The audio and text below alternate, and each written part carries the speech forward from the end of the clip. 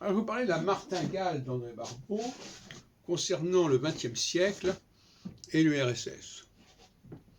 Cette martingale, elle est à 3 coups. Ou 4 coups si on veut. 1917, 1953-54, 1991, et puis continuons jusqu'au XXIe siècle, 2026. Et en réalité, ce n'est pas la bonne martingale, parce que, 2026, on ne sait pas encore ce qui va se passer, évidemment.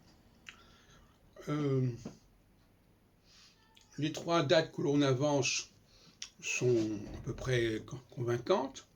Le problème n'est pas là. Le problème, ce sont toutes les dates qui ne sont pas mentionnées. C'est pas que ces dates correspondent, c'est qu'il y a des tas d'événements comparables qui ne correspondent pas à la martingale. C'est ça le hic. Et c'est là le tour de passe-passe, quelque part. Il y a 1962, qui n'est pas là. Il y a 1978 qui n'est pas là. Il y a 2008 qui n'est pas là. Il y a 1945 qui n'est pas là. Il y a 1933 qui n'est pas là.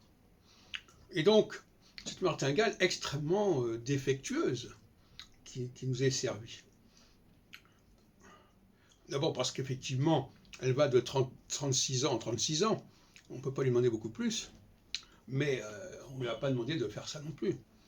Pourquoi ne pas prendre une martingale qui va de 30 ans en 30 ans, ou de 15 ans en 15 ans, ou de 7 ans en 7 ans? Donc, ce n'est pas la bonne martingale.